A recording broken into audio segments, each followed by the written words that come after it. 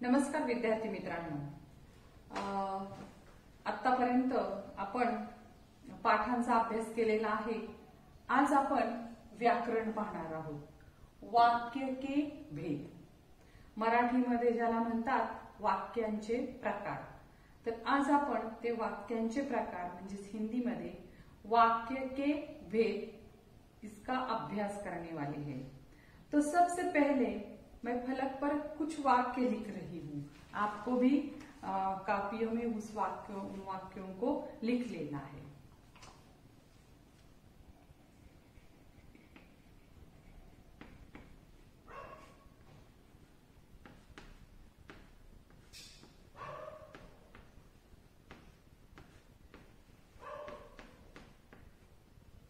मैंने यहाँ पर एक वाक्य लिखा है, भारत मेरा देश है. फिर से सुनो, मैंने फलक पर एक वाक्य लिखा है, भारत मेरा देश है. अब और एक वाक्य मैं लिखने जा रही हूं, वहां पेड़ है. दूसरा वाक्य यहां पर मैंने लिखा है, वहां पेड़ है.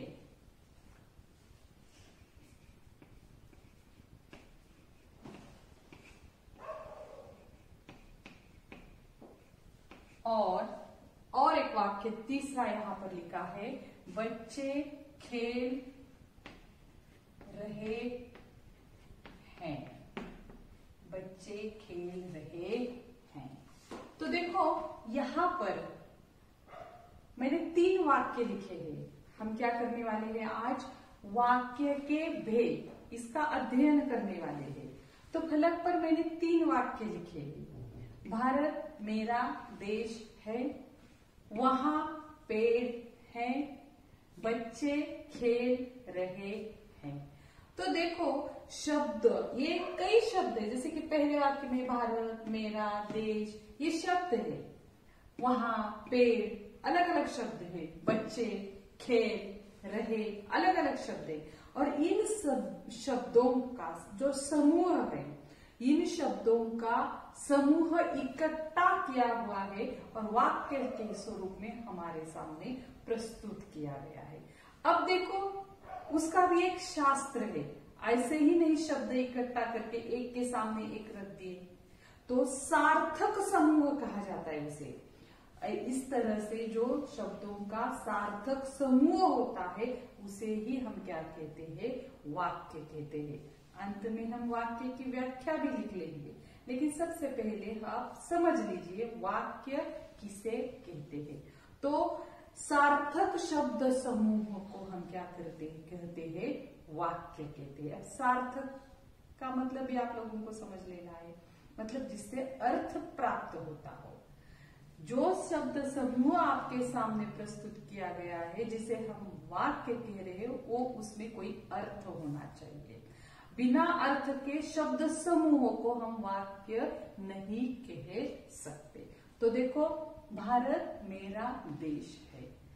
इन शब्द समूह से हमें ये अर्थ प्राप्त हुआ है कि भारत मेरा देश है. हमारे देश का नाम भारत है. हम जिस देश में रहते हैं उसका नाम भारत है, या हम भारत के निवासी हैं. तो इस तरह से सार्थक अर्थ हमें प्राप्त हुआ है, इसीलिए इसे हम वाक्य कहते हैं.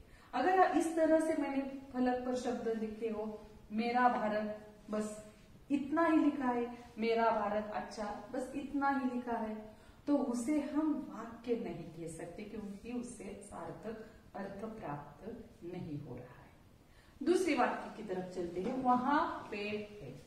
अगर यहाँ पर सिर्फ वहां पेड़ इतना ही होता, या पेड़ है इतना ही होता, तो इससे सार्थक अर्थ नहीं प्राप्त होता. तो उस समूह को, उन शब्दों के समूह को हम वाक्य नहीं कहते. यहाँ पर वहां पेड़ है, ये जो शब्द है, ये जो शब्द समूह है, इससे हमें सार्थक अर्थ प्राप्त हो रहा है, इसलिए इस शब्द समूह को हम वाक्य कह सकते हैं. तीसरा वाक्य देखो, बच्चे खेल रहे हैं. बच्चे हैं, बच्चे रहे, बच्चे खेल, या बच्चे रहे खेल, तो इन कुछ शब्द समूहों से अर्थ प्राप्त नहीं हो सकता। सार्थक अर्थ प्राप्त होना चाहिए उन शब्द समूहों से, तभी शब्दों के समूहों को हम क्या कह सकते हैं, वाक्य कह सकते हैं। तो हमने वाक्य का अर्थ समझ लिया है, वाक्य किसे कहते हैं, तो उन शब्दों के समूहों को हम वाक्य कहते हैं जिनसे सार्थक अर्थ प्राप्त होता हो। और एक बात है, और जिससे किसी विचार की पूर्णता प्रकट कर होती हो। मतलब जिस शब्द समूह से सार्थक अर्थ निकलता हो और जिससे किसी विचार की पूर्णता प्रकट होती हो, उसे ही हम क्या कह सकते हैं, वाक्य कह सकते हैं। जिस तरह वर्णों का समूह हो तो उसे हम शब्द कहते हैं, उसी तरह शब्दों का समूह है तो उसे हम क्या कहते हैं, वाक्य कहते हैं। तो इस तरह से हमने वाक्य की व्याख्या प्राप्त की है। तो सबसे पहले आप लोगों को क्या करना है, अब मैं फलक पर वाक्य की व्याख्या लिखने वाली हूँ। आप लोगों को इन 3 शब्द वाक्यों को पहले लिख लेना है।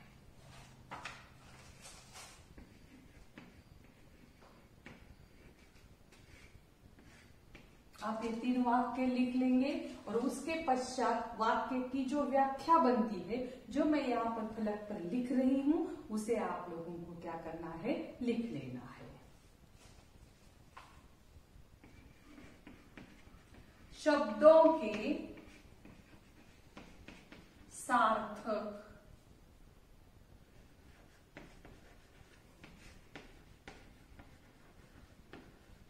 शब्दों के सार्थक समूहों को वाक्य कहते हैं।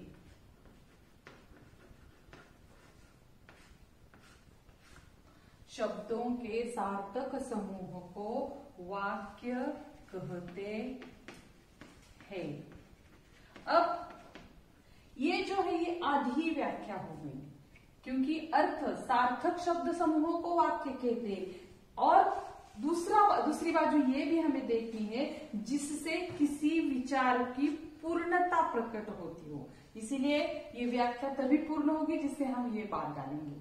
शब्दों के सार्थक समूहों को वाक्य कहते हैं जिससे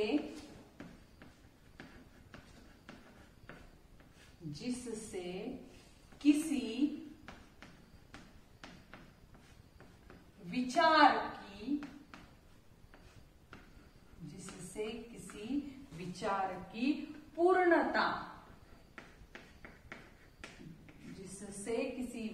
की पूर्णता प्रकट हो, तो उसे ही हम क्या कह सकते हैं, वाक्य कह सकते हैं। अब यहाँ पर तो मैंने भारत मेरा देश है, वहां पेड़ है, बच्चे खेल रहे हैं, ये 3 वाक्य है जो सार्थक शब्द समूह के लिए उचित है। लेकिन समय बड़ा बलवान है, ये विचार है। समय बलवान कहा तो उससे वाक्य का अर्थ प्राप्त नहीं होता है, लेकिन समय बड़ा बलवान है, समय मनुष्य को बहुत कुछ सिखाता है, तो ये विचार है। तो विचार भी 2 बातें महत्वपूर्ण है, एक तो सार्थक समूह वाक्य का अर्थ प्राप्त करने वाला, और दूसरा किसी विचार की पूर्णता प्रकट करने वाला। तो उन शब्द समूहों को हम क्या कह सकते हैं, वाक्य कह सकते हैं। तो बस आप लोगों को ये लिख लेना है।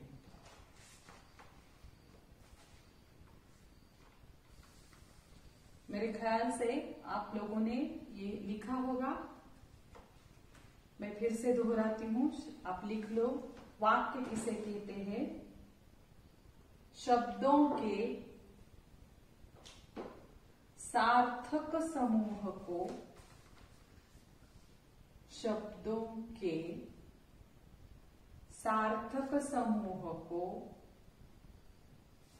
वाक्य कहते हैं। शब्दों के सार्थक समूह को वाक्य कहते हैं जिससे किसी विचार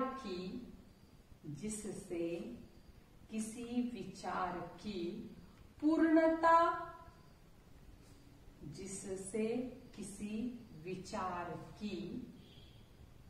पूर्णता प्रकट हो। आप फिर भी वीडियो को फिर से करके भी ये वाक्य लिख सकते हैं। तो ये तो उदाहरण के तौर पर यहाँ पर मैंने कुछ वाक्य लिखे थे जिसे हम क्या कह सकते हैं, वाक्य कह सकते हैं। अब हम देखेंगे वाक्य के भेद।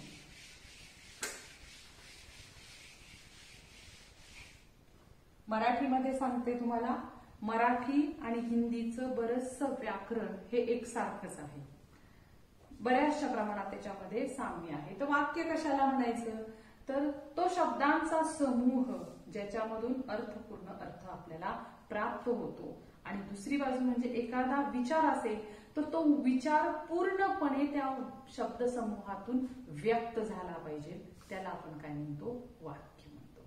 तर अशा प्रकारे वाक्य कशाला म्हणायचं ते आपण पाहिलेले। आता आपण पाहणार आहोत मराठीत त्याला म्हणतात वाक्यांचे प्रकार, वाक्य के भेद हिंदी में जिसे हम कहते हैं। तो वाक्य के जो भेद है वो दो प्रकार के हैं। पहले जो है वो है अर्थ के आधार पर।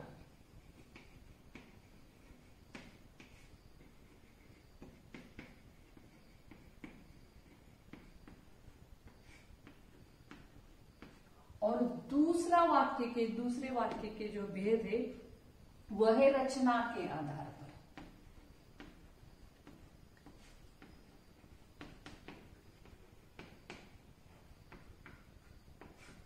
देखो वाक्य के दो भेद हैं, एक है अर्थ के आधार पर और दूसरा है रचना के आधार पर। वाक्यांचे हिंदीमध्ये दोन प्रकार पडतात। पहिला प्रकार आहे अर्थच्या आधारे, म्हणजे त्या वाक्यामधून जो अर्थ निघतो। मी गावाला गेलो नाही, नाही नकारार्थाने सांगितलेलं आहे। मी हे काम करणार नाही, अर्थ कुठला अर्थ निघालेला आहे, नकारार्थ निघालेला आहे। किंवा बाप रे केवढा मोठा समुद्र, इथं आपल्या तोंडातून आश्चर्याचे उद्गार बाहेर पडलेले आहेत, म्हणजे त्याला हिंदीमध्ये विस्मयार्थ कहते हैं। तो इस तरह से जो अर्थ प्रकट होता है, या आज बारिश हो सकती है, संभावना व्यक्त की है, तो ये अर्थ कौन सा निकला है, संभावना का अर्थ निकला है। या तुम कौन हो, हमने यहाँ पर प्रश्न किया है तो प्रश्न का अर्थ प्रकट हुआ है। तो इस तरह से उस वाक्य का क्या अर्थ निकलता है, उस अर्थ के आधार पर वाक्य के प्रकार पड़ते हैं। ये है 8 प्रकार। और रचना के आधार पर जो वाक्य के प्रकार, मतलब वाक्य बना किस तरह से है, तो उस रचना के आधार पर जो वाक्य के प्रकार पड़ते हैं वो प्रकार है 3 प्रकार। तो इस तरह से आज हम वाक्य के प्रकार देख रहे हैं। अर्थ के आधार पर, रचना के आधार पर 2 भेद है उसके, अर्थ के आधार पर 8 प्रकार पड़ते हैं और रचना के आधार पर 3 प्रकार पड़ते हैं। तो सबसे पहले हम ये कौन से प्रकार है ये यहाँ पर इस चार्ट के माध्यम से लिख लेंगे। आप लोगों को भी इस तरह का चार्ट बनाना है, क्योंकि जब इस पर जो प्रश्न पूछे जाते हैं वो 2 प्रकार के होते हैं। कभी कभार अब 8वीं कक्षा से 10वीं कक्षा तक आपको वाक्य के भेद है, तो कभी कभार आपको किस तरह का वाक्य है उसका भेद पहचानने को कहा जाता है, या कभी कभार 10वीं कक्षा में ज्यादातर आप लोगों को वाक्य परिवर्तन करने को कहा जाता है। तो उस समय आपके नजर के सामने हर एक प्रकार आना चाहिए। जब हम वाक्य परिवर्तन करते हैं तो सबसे पहले हमें यह समझना है वाक्य के भेद कौन कौन से हैं। तो इसलिए रचना के आधार पर जो 3 भेद है वह हमारे सामने नजर के सामने एक साथ आने चाहिए, या फिर आज जो अर्थ के आधार पर किए हुए हैं वो भी हमारे सामने एक साथ आने चाहिए। तो इसलिए आप लोग क्या करेंगे, मैं फलक पर लिखती जा रही हूं, आप लोगों को भी कॉपी में इस तरह से चार्ट बनाकर रखना है। तो लिख लीजिए। सबसे पहले अर्थ के आधार पर, अर्थ के आधार पर पहला प्रकार है विधानार्थ।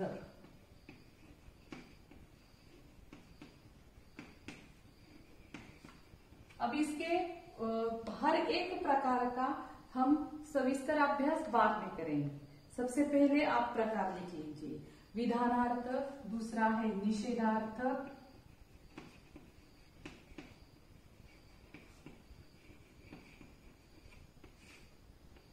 तीसरा प्रकार है प्रश्नार्थक।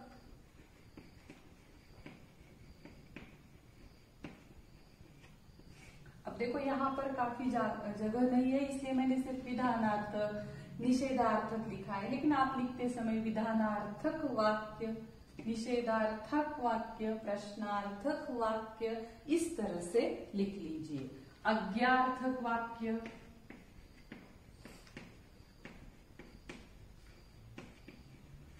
हम अर्थ के आधार पर वाक्य के जो 8 प्रकार पड़ते, जो 8 भेद है उन्हें लिख रहे हैं।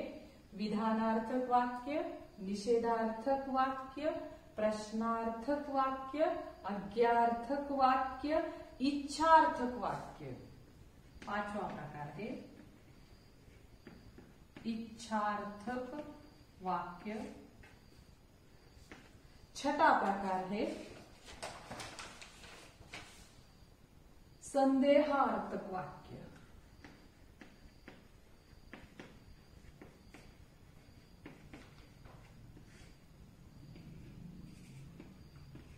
7वां प्रकार है संकेतार्थक वाक्य।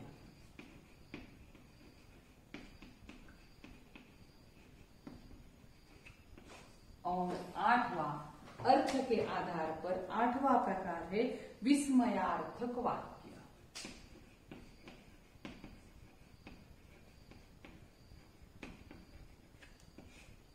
तो इस तरह से अर्थ के आधार पर हमने वाक्य के 8 भेद देखे हैं। आप सभी को ये एक साथ लिख लेने हैं, इस तरह से चार्ट बनाना है, वहां पर हम लिखेंगे रचना के आधार पर। मैं फिर से दोहराती हूं, अगर आप लोगों ने लिख लिए नहीं है तो आप लिख लीजिए। अर्थ के आधार पर जो 8 प्रकार है उसमें पहला प्रकार है विधानार्थक वाक्य। दूसरा प्रकार है निषेधार्थक वाक्य। वाक्य का तीसरा प्रकार है प्रश्नार्थक वाक्य। अज्ञार्थक वाक्य चौथा प्रकार है। 5वां प्रकार है इच्छार्थक वाक्य। 6वां प्रकार है संदेहार्थक वाक्य। 7वां प्रकार है संकेतार्थक वाक्य।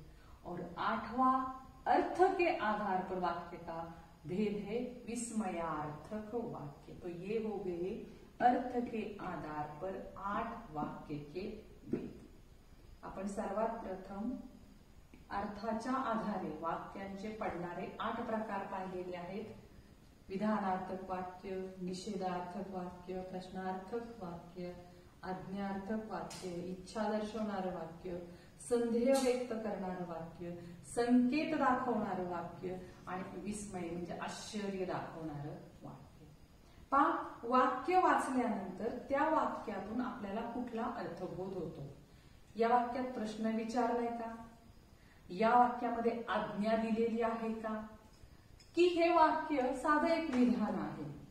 की या वाक्यामध्ये निषेध व्यक्त केलेला आहे? किंवा या वाक्यामध्ये एखादी इच्छा व्यक्त केलेली आहे?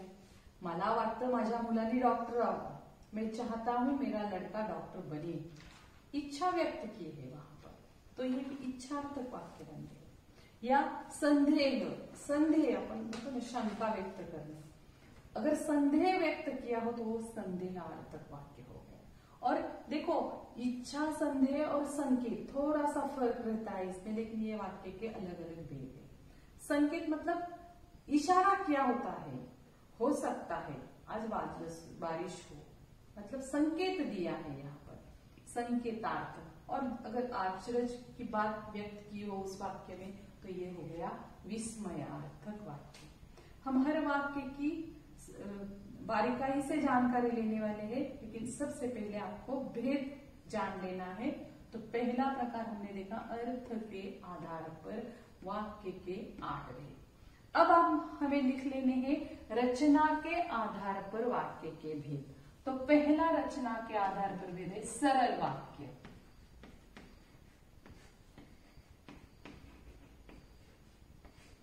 दूसरा प्रकार है संयुक्त वाक्य।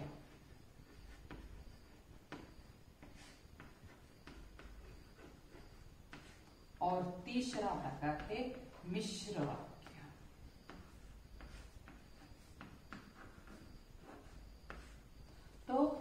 रचना के आधार पर वाक्य के 3 ही भेद है, सरल वाक्य, संयुक्त वाक्य और मिश्र वाक्य।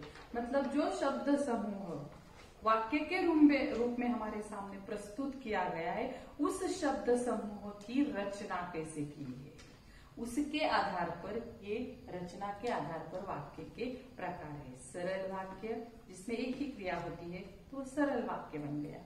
संयुक्त वाक्य, मिश्र वाक्य। तब ज्यादातर छात्रों की गलत संयुक्त वाक्य और मिश्र वाक्य यहाँ पर हो जाती है, तो उस बारे में हम वहां पर जब पढ़ाई करेंगे तो देखेंगे। तो हमने वाक्य के भेद देखे हैं, 2 भेद है, अर्थ के आधार पर, रचना के आधार पर। अर्थ के आधार पर 8 प्रकार पढ़ते हैं, 8 भेद पढ़ते हैं, ये हमने यहाँ पर देखे हैं। और रचना के आधार पर 3 प्रकार पढ़ते हैं, सरल वाक्य, संयुक्त वाक्य और मिश्र वाक्य। तो इस तरह से 2 भेदों में ये जो वाक्य के प्रकार आज हम पढ़ने वाले हैं, ये मैंने फलक पर लिखे हैं। बस आप सभी लोगों को ये सबसे पहले लिख लेना है।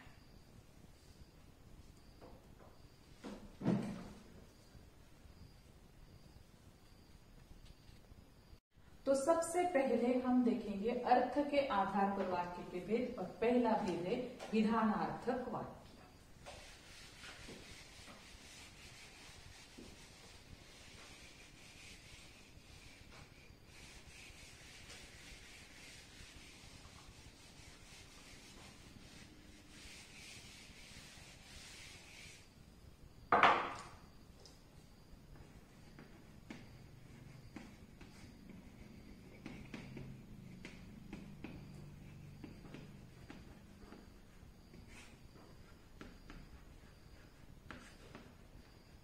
अर्थ के आधार पर वाक्य भेद, पहला भेद है विधानार्थक वाक्य।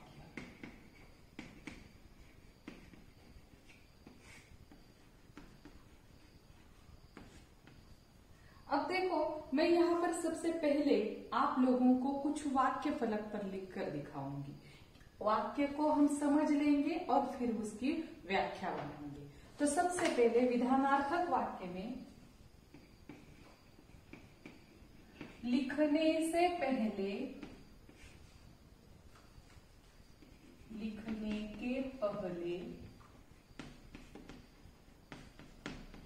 मैंने पढ़ना शुरू किया।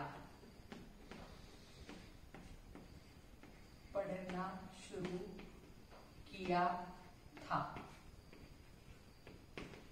लिखने के पहले मैंने पढ़ना शुरू किया था। यहाँ सर्दी अच्छी है।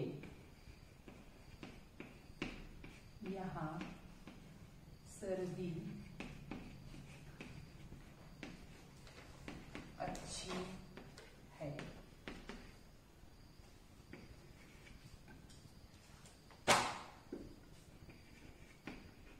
हम गांव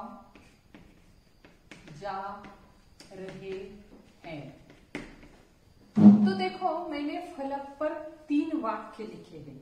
हम देख रहे हैं कि वाक्य के भेद, पहले अर्थ के आधार पर वाक्य के भेद। तो सबसे पहले सबसे आसान वाक्य भेद है विधानार्थक वाक्य, क्योंकि इस वाक्य में क्रिया सिर्फ एक क्रिया होती है, और उस क्रिया से, जिस वाक्य में क्रिया किसी क्रिया के होने या करने की सूचना होती है, बस सिर्फ वो क्रिया होती है। जैसे कि लिखने के पहले मैंने पढ़ना शुरू किया, बस क्रिया के बारे में बताया गया है।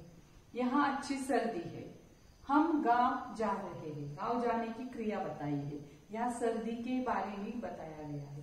तो यहाँ ना किसी तरह का संकेत किया है, ना कोई सवाल किया है, ना नकार दिया है, ना कोई संदेह व्यक्त किया है, ना आज्ञा है, ना कौन सी इच्छा व्यक्त की है, ना कोई अचरज व्यक्त किया है। सीधे से वाक्य है, और उस वाक्य में बस एक क्रिया होती है। उस वाक्य से हमें उस क्रिया का बोध होता है, तो उसे कहा गया है विधानार्थक वाक्य। हम अंत में उसकी व्याख्या लिख लेंगे, लेकिन पहले आपको वाक्य समझ लीजिए। लिखने के पहले मैंने पढ़ना शुरू किया था, बस क्रिया के बारे में बताया है। मैंने जिस तरह से बाकी के वाक्य के भेद के बारे में बोला वो कुछ भी यहाँ पर दिखाई नहीं देता है, तो इसलिए इसे कहा जाता है विधानार्थक वाक्य। जैसे कि यहाँ सर्दी अच्छी है, तो सर्दी के मौसम के बारे में बताया गया है, क्रिया के बारे में बताया गया है। हम गांव जा रहे हैं, गांव जाने की क्रिया के बारे में बताया है। इसमें कोई भी दूसरा अर्थ नहीं निकलता है, तो इसलिए इन सभी वाक्यों को विधानार्थक वाक्य कहते हैं। तो इसकी व्याख्या बनती है, जिस वाक्य में किसी क्रिया के होने या करने की सूचना हो उसे विधानार्थक या विधानवाचक वाक्य कहते हैं। फिर से व्याख्या सुनो, जिस वाक्य में किसी क्रिया के होने या करने की सूचना हो उसे विधानार्थक वाक्य या विधानवाचक वाक्य कहते हैं। तो आप लोगों को व्याख्या लिख लेंगे।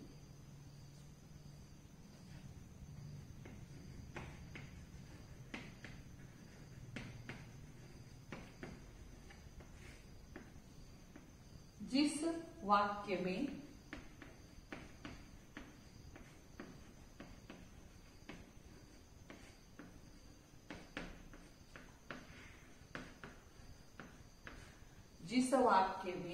क्रिया के होने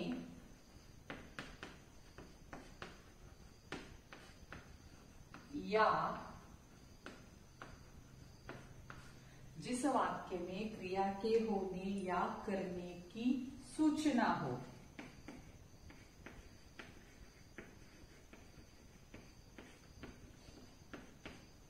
उसे विधानार्थक वाक्य कहते हैं।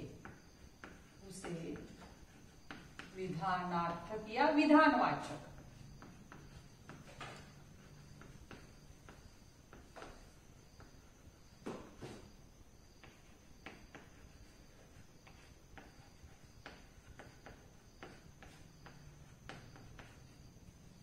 जिस वाक्य में क्रिया के होने या करने की सूचना हो उसे विधानार्थक वाक्य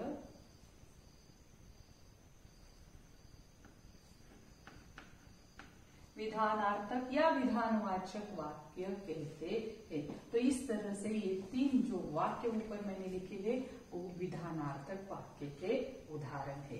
तो आप लोगों ने लिख लिया होगा, नहीं लिख लिया है तो मैं फिर से एक बार वाला विधानार्थक वाक्य की व्याख्या दोहराती हूँ, आप लोग लिख लीजिए। आपको ये उदाहरण भी लिखना है। हर एक के कॉपी में व्याकरण का एक एक शब्द लिखा होना चाहिए। अभी हो सकता है मैं पढ़ा रही हूँ तो मुझसे जल्दी जल्दी में फलक को मैं साफ कर देती हूँ तो आपको लिखने में दिक्कत होगी, लेकिन आप लोग इस वीडियो को पॉज करके फिर से लिख सकते हैं। इसलिए जो व्याकरण पढ़ाया जाता है उस व्याकरण का हमने जो फलक पर लिखा है, क्योंकि अब हमारे पास उसका रिकॉर्डिंग है, तो आप जब देखेंगे आपकी कॉपी में हर एक शब्द को आपको क्या करना है, लिख लेना है। और ये जो व्याकरण है, वाक्य के भेद, ये आप लोगों को सिर्फ 8वीं या 9वीं कक्षा तक ही सीमित नहीं है, यही सब आप लोगों को 10वीं कक्षा में भी है, तो इसका फायदा आपको वहां पर भी मिल सकता है। तो हमने सबसे पहले पहला वाक्य प्रकार देखा है विधानार्थक वाक्य, उसकी व्याख्या लिख रहे हैं आप लोग। जिस वाक्य में क्रिया के होने या करने की सूचना हो, जिस वाक्य में क्रिया के होने या करने की सूचना हो उसे विधानार्थक या विधानवाचक वाक्य कहते हैं। तो आप लोगों ने पहला वाक्य का प्रकार लिख लिया होगा, तो हम चलते हैं अभी दूसरे वाक्य प्रकार की तरफ, निषेधार्थक वाक्य।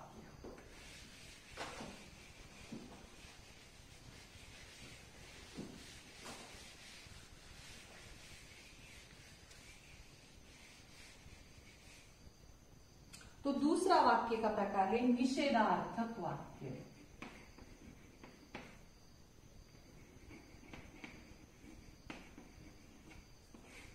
आप लोगों को सबसे पहले निषेध ये शब्द लिखिए।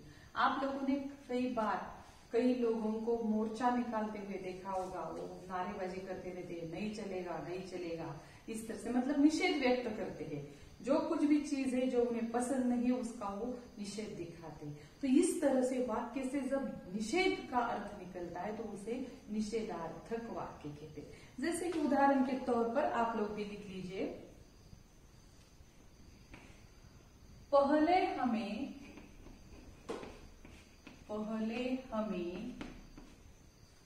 उदर की चिंता, पहले हमें उदर की चिंता नहीं थी।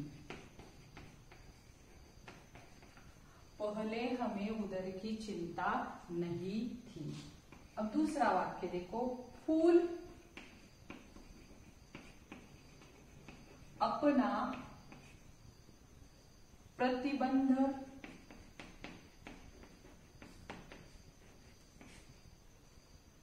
नहीं बेचेगा।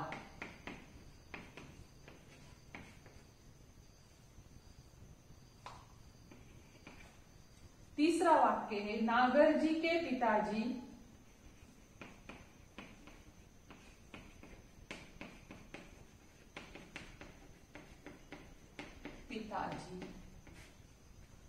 सरकारी कर्मचारी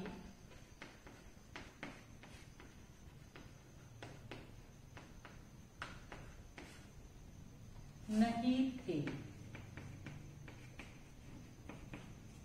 तो देखो फलक पर 3 वाक्य मैंने लिखे हैं। पहले हमें उदर की चिंता नहीं थी, मतलब अब है, पहले हमें उदर की चिंता नहीं थी। यहाँ पर उन्होंने क्या किया है, निषेध दिखाया है। दूसरा वाक्य, फूल अपना प्रतिबंध नहीं बेचेगा, फूल को ये मंजूर नहीं है, ये वो नहीं काम करेगा। या फूल अपनी गंध नहीं बेचेगा, किताब में वाक्य है, तो गंध नहीं बेचेगा, ये भी उसका गंध बेचने के लिए उसका निषेध है। तीसरा वाक्य है, नागर जी के पिताजी सरकारी कर्मचारी नहीं थे, नागर जी के पिताजी सरकारी कर्मचारी नहीं थे। मतलब जिस वाक्य में किसी बात के न होने या न करने का बोध होता हो, जिस वाक्य में क्रिया के बारे में जब बात की जाती है तो किसी बात के न होने या न करने के बारे में बताया जाता है, तो उस बोध को हम क्या कहते हैं, निषेधार्थक वाक्य कहते हैं।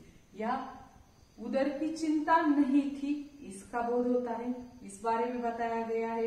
या फिर फूल अपना प्रतिबंध नहीं बेचेगा, फूल अपनी गंध नहीं बेचेगा, तो इस बारे में बताया गया है। और तीसरा वाक्य है कि नागर जी के जो पिताजी है वह सरकारी कर्मचारी नहीं थे।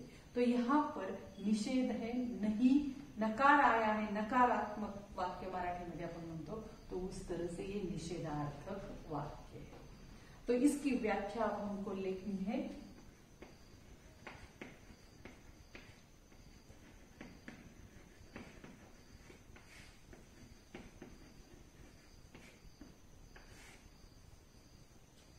जिस वाक्य में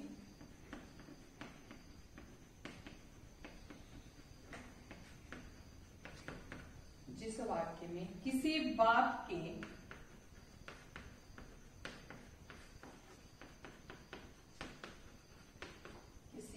के न हो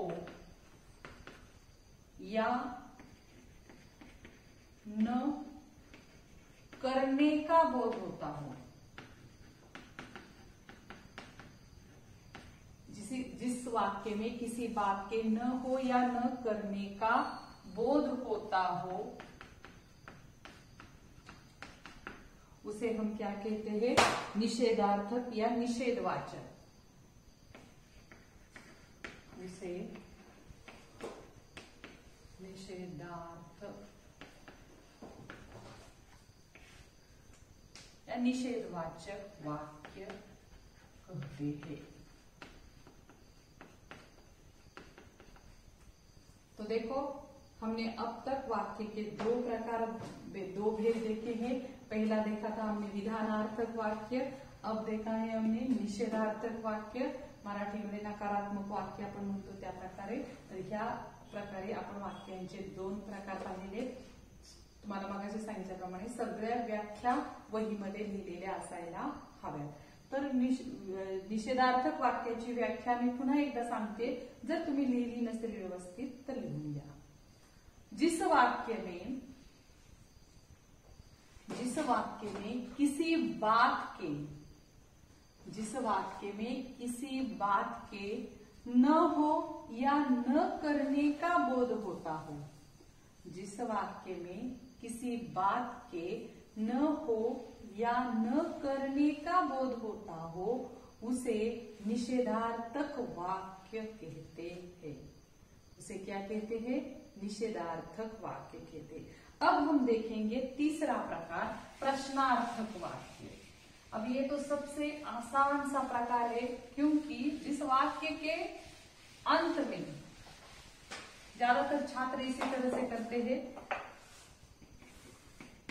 प्रश्नार्थक वाक्य.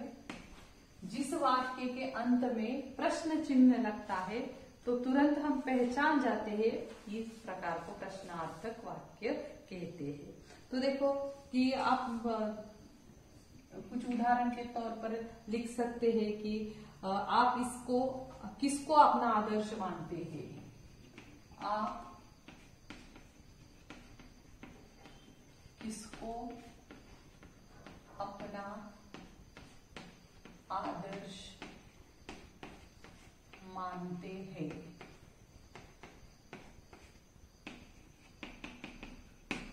या आप कौन है?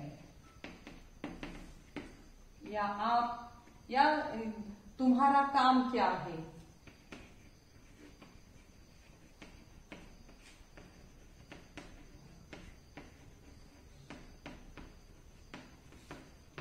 तो यहां मैंने 3 वाक्य लिखे हैं और सबसे आसान तरीका जो मैंने बताया, हर वाक्य के अंत में प्रश्न चिन्ह लगाया गया है.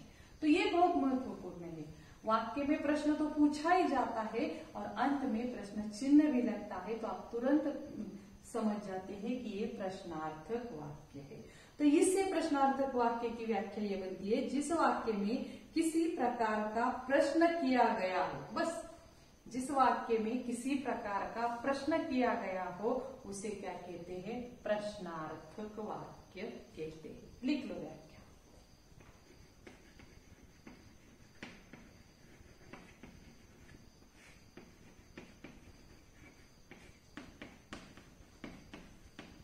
जिस वाक्य में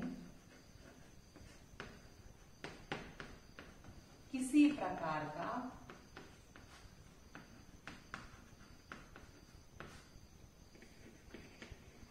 प्रश्न किया जाता हो, जिस वाक्य में किसी प्रकार का प्रश्न किया गया हो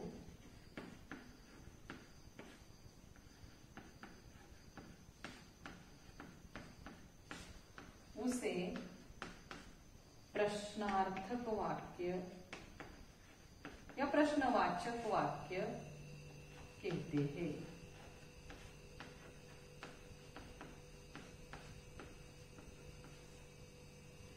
तो हमने ये तीसरा प्रकार देखा है, जिस वाक्य में प्रश्न पूछा जाता है, जिस वाक्य के अंत में प्रश्न चिन्ह लगता है, उस वाक्य को प्रश्नार्थक वाक्य कहते हैं.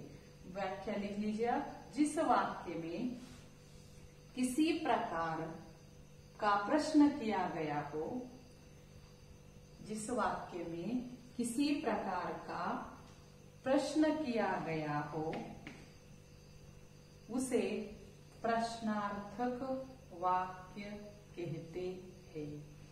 उसे प्रश्नार्थक वाक्य कहते हैं.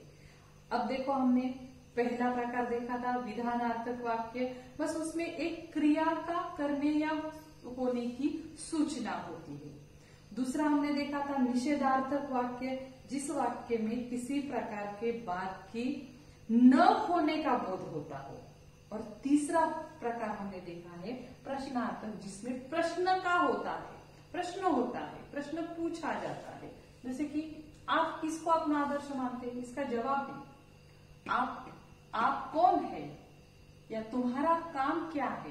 तो इस तरह से प्रश्न पूछा गया है, प्रश्न चिन्ह लगाया गया है, तो ये वाक्य बन गया प्रश्नवाचक वाक्य या प्रश्नार्थक वाक्य। अब चौथा प्रकार देखेंगे हम अज्ञार्थक वाक्य।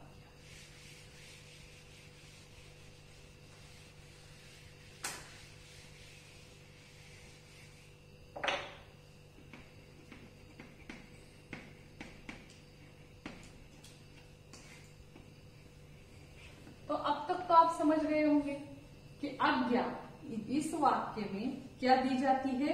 आज्ञा, किसी प्रकार की आज्ञा दी जाती है या प्रार्थना का भी बोध होता है। आज्ञा या प्रार्थना, मराठी में आपण त्याला विनंती वगैरे म्हणतो।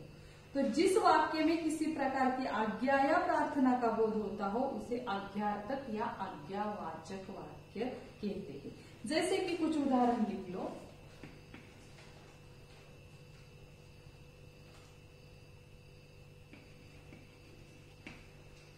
उन्हें रहने के लिए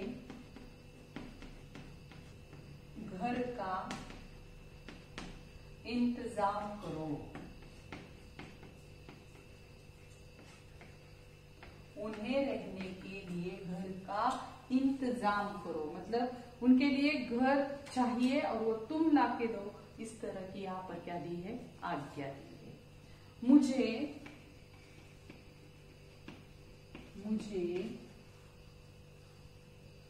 हर सप्ताह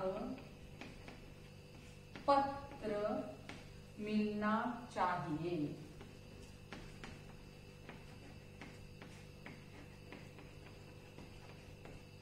अब देखो, यहाँ हम प्रार्थना भी कह सकते हैं और आज्ञा भी कह सकते हैं। मुझे हर सप्ताह पत्र मिलना चाहिए, वैसे तो ये आज्ञा ही है। और अब राज प्रथा मिटा दो, अब यह प्रथा मिटा दो, ऐसे भी लिख सकते हैं।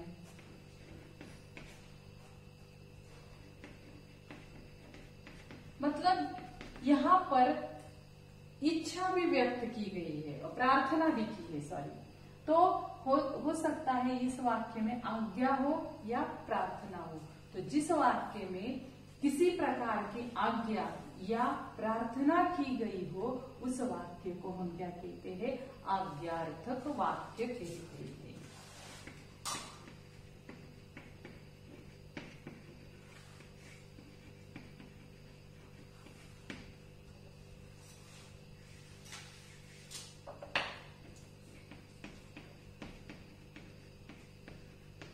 जिस वाक्य में आज्ञा या प्रार्थना का बोध होता हो,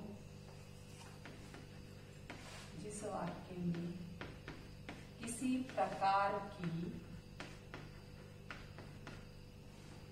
आज्ञा या प्रार्थना का बोध होता है या होता हो उसे आज्ञार्थक वाक्य कहते हैं।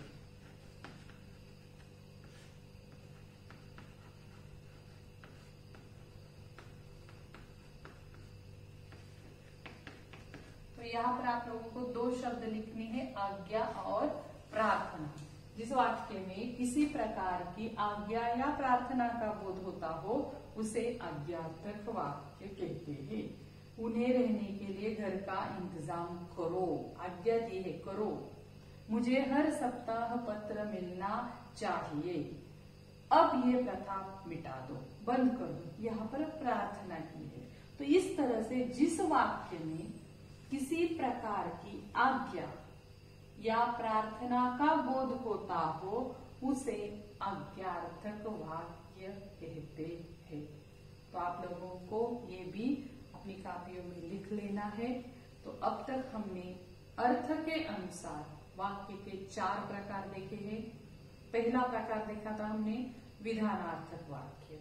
अब उस विधानार्थक वाक्य में बस जिस वाक्य में किसी क्रिया के होने या करने की सूचना होती हो उस वाक्य को हम कहते हैं विधानार्थक वाक्य। फिर हमने दूसरा वाक्य प्रकार देखा था निषेधार्थक या निषेधवाचक वाक्य, जिस वाक्य में किसी बात के न होने या न करने का बोध होता हो, उसे क्या कहते हैं? निषेधार्थक वाक्य। फिर हमने तीसरा प्रकार देखा था प्रश्नवाचक वाक्य या प्रश्नार्थक वाक्य, जिस वाक्य में प्रश्न पूछा जाता है या जिस वाक्य में किसी प्रकार का प्रश्न किया गया हो, उसे हम कहते हैं प्रश्नार्थक वाक्य या प्रश्नवाचक वाक्य। और ये चौथा प्रकार हमने देखा है आज्ञार्थक वाक्य।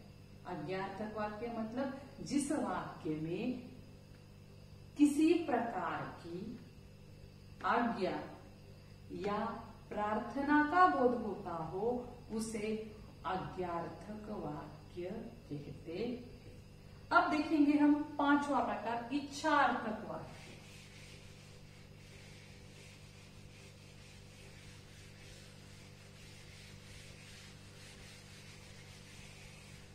पांचवा प्रकार है इच्छार्थक वाक्य।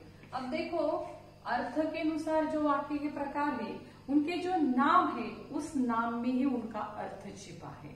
प्रश्नार्थक प्रश्न है, या निषेधार्थक निषेध, या पहला प्रकार विधान, सीधा साधा विधान जिसमें बस एक क्रिया की होने का बोध होता हो, या फिर अभी अभी हमने देखा तो अज्ञार्थक, बस उसने आज्ञा दी है। और अब हम जो पांचवा प्रकार देख रहे हैं इच्छार्थक वाक्य, तो इस पांचवें प्रकार में इच्छार्थक वाक्य में इच्छा व्यक्त की गई है। मैंने आप लोगों को उदाहरण के तौर पर पहले ही बताया था कि मैं चाहता हूं मेरा लड़का डॉक्टर बने, तो ये इच्छा है उन्होंने यहाँ पर प्रकट की। तो इसी प्रकार सिर्फ इच्छा नहीं, हिंदी में हम उसे कामना कहते, इच्छा, कामना, आशीर्वाद आदि का बोध होता हो, जिस वाक्य में इच्छा, कामना, आशीर्वाद का बोध होता हो, उस वाक्य को हम कहते हैं इच्छार्थक वाक्य। अब मैं उदाहरण के तौर पर यहाँ कुछ वाक्य लिख रही हूँ, आप लोगों को लिख लेना है इन वाक्यों को। दिन दरिद्रों को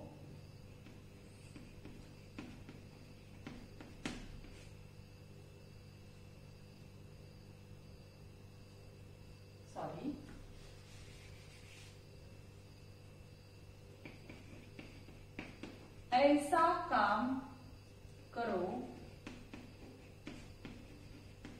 ऐसा काम करो कि देखने वाले देखते रह जाए।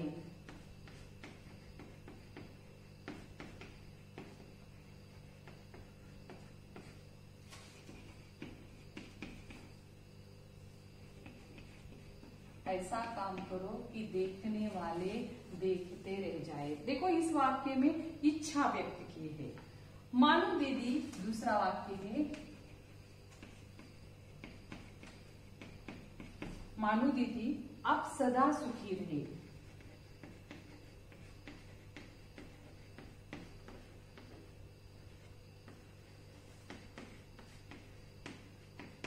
तो यहाँ पर एक कामना व्यक्त की है, उसके प्रति कामना व्यक्त की कि आप सदा सुखी रहे, ईश्वर से प्रार्थना की है। और तीसरा वाक्य है प्रभु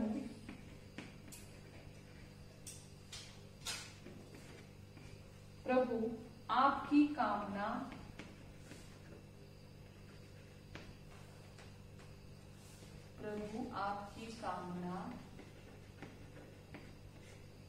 पूरी करे। तो इस प्रकार यहाँ पर भी एक इच्छा व्यक्त की गई है। तो तीनों वाक्यों को हम फिर से पढ़ेंगे। ऐसा काम करो कि देखने वाले देखते रह जाए, मतलब अच्छा, इतना अच्छा काम करो कि बस देखने वाले देखते रहे। तो ये इच्छा व्यक्त की है उन्होंने। दूसरे वाक्य में मानो दीदी आप सदा सुखी रहे, तो ये एक प्रकार से भगवान से आशीर्वाद मांगने की भी कोशिश की गई है और इच्छा भी व्यक्त की है, उनके प्रति कामना भी प्रकट की है। और तीसरे वाक्य में प्रभु आपकी कामना पूरी करे, मतलब प्रभु आपकी हर इच्छा पूरी करे। ये तो वाक्य में ही अर्थपूर्ण है, प्रभु आपकी कामना पूरी करे। तो इस तरह से जिस वाक्य में इच्छा या प्रार्थना, आशीर्वाद, कामना व्यक्त की गई होती हो उसे इच्छार्थक वाक्य कहते हैं। ये है हमारा वाक्य प्रकार अर्थ के अनुसार 5वां प्रकार। तो आप लोगों को व्याख्या लिख लेनी है।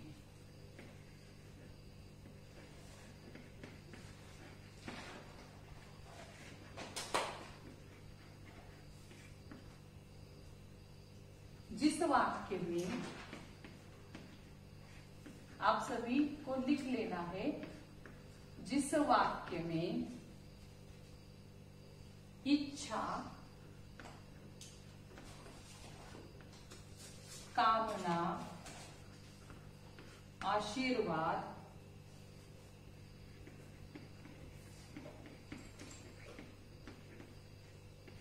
जिस वाक्य में इच्छा, कामना, आशीर्वाद आदि का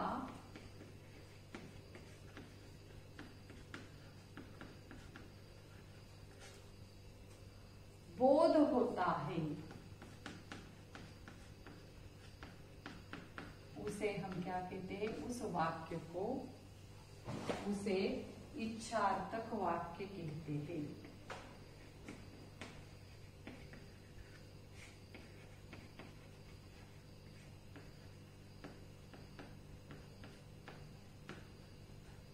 आप लोगों को लिख लेना है, जिस वाक्य में इच्छा, कामना, आशीर्वाद आदि का बोध होता है उसे इच्छार्थक वाक्य कहते हैं। यहाँ पर इच्छा, कामना और आशीर्वाद ये हमें याद रखना है, जो इच्छार्थक वाक्य कहलाता है।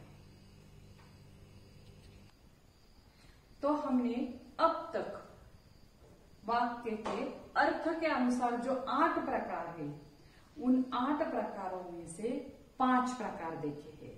पहला प्रकार हमने देखा था विधानार्थक वाक्य, दूसरा प्रकार देखा था निषेधार्थक वाक्य, तीसरा प्रकार हमने देखा था प्रश्नार्थक वाक्य, चौथा प्रकार देखा था आज्ञार्थक वाक्य और 5वां प्रकार देखा है हमने इच्छार्थक वाक्य। अब हम देखेंगे 6वां प्रकार।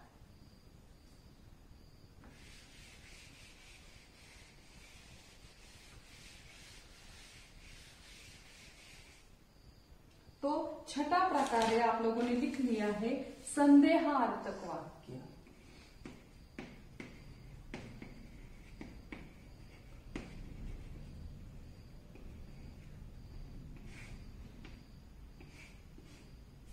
अब देखो, संदेह जिसे हम शंका कहते हैं, अगर जिस वाक्य में कोई शंका, संदेह दिखाई गया हो या व्यक्त किया गया हो तो उस वाक्य को संदेहार्थक वाक्य कहते हैं। तो कुछ वाक्य देखो उसके। अर्थ तो शायद मेरी कविताओं में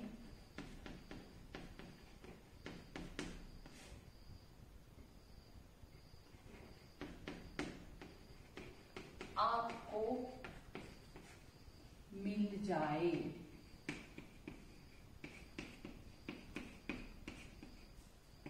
दूसरा वाक्य है, शायद गरीब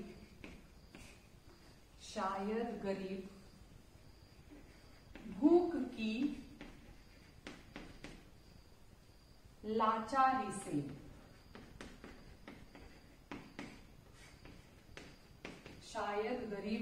लाचारी से श्रम करता है। तो देखो, बस ये 2 वाक्य ही आप लोगों के लिए काफी है समझने के लिए। संदेहार्थक, जिसको मैंने शंका आप लोगों को बताया कि उस वाक्य में शंका व्यक्त की गई होती है कि अर्थ तो शायद मेरी कविताओं में आपको मिल जाए। आप अगर मेरी कविता पढ़ेंगे तो उस कविता में आपको अर्थ मिल जाएगा। तो ये शंका उन्होंने यहाँ पर जताई है या संदेह जताया है, तो इसलिए ये वाक्य बन गया संदेहार्थक वाक्य। दूसरा वाक्य, शायद गरीब, शायद गरीब भूख की लाचारी से श्रम करता है। गरीब श्रम क्यों करता है? शायद भूख की लाचारी से, उसकी भूख मिटाने के लिए कड़ी मेहनत करनी पड़ती है। चाहे कितनी भी कड़ी मेहनत क्यों न करनी पड़े, लेकिन अपनी भूख के लिए उसे वो करनी ही पड़ती है। तो ये शायद, उन्होंने शायद शब्द का इस्तेमाल करके पूरा पक्का विश्वास नहीं है उन्होंने यहाँ पर संदेह व्यक्त किया है। पूरी तरह से उन्हें विश्वास होता तो शायद शब्द का इस्तेमाल नहीं करते, इसलिए कहा है शायद गरीब भूख की लाचारी से श्रम करता है। तो इस तरह से संदेहार्थक वाक्य की व्याख्या बनती है जिस वाक्य में संदेह या शंका का बोध होता हो।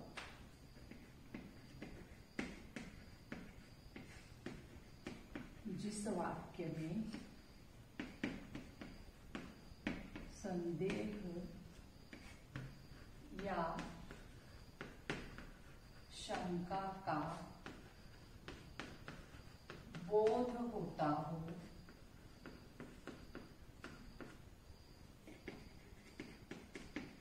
उसे संदेहार्थक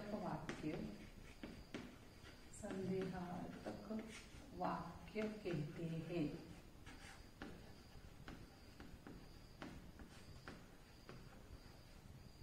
तो देखो, हमने 6 प्रकार अर्थ के आधार पर वाक्य भेद के 6 प्रकार पढ़े हैं। छठा प्रकार है संदेहार्थक वाक्य, जिसमें शंका जताई जाती है, संदेह उत्पन्न होता है।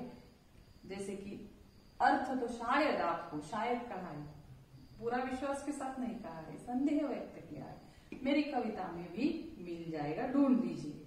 दूसरा, शायद गरीब भूख की लाचारी को से ही श्रम करता है, यहाँ पर भी शायद।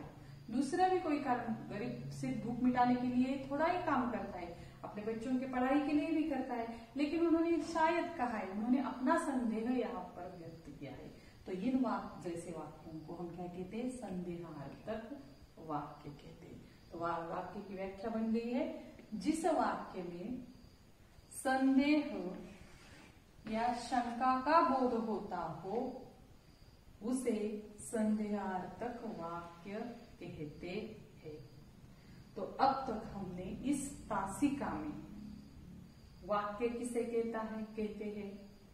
अर्थपूर्ण शब्द समूह को, जिससे एक पूरा विचार प्रकट होता हो, उसे कहते हैं वाक्य। वाक्य की व्याख्या देखी, फिर हमने वाक्य के 2 भेद देखे, एक अर्थ के आधार पर वाक्य भेद और दूसरा है रचना के आधार पर वाक्य भेद।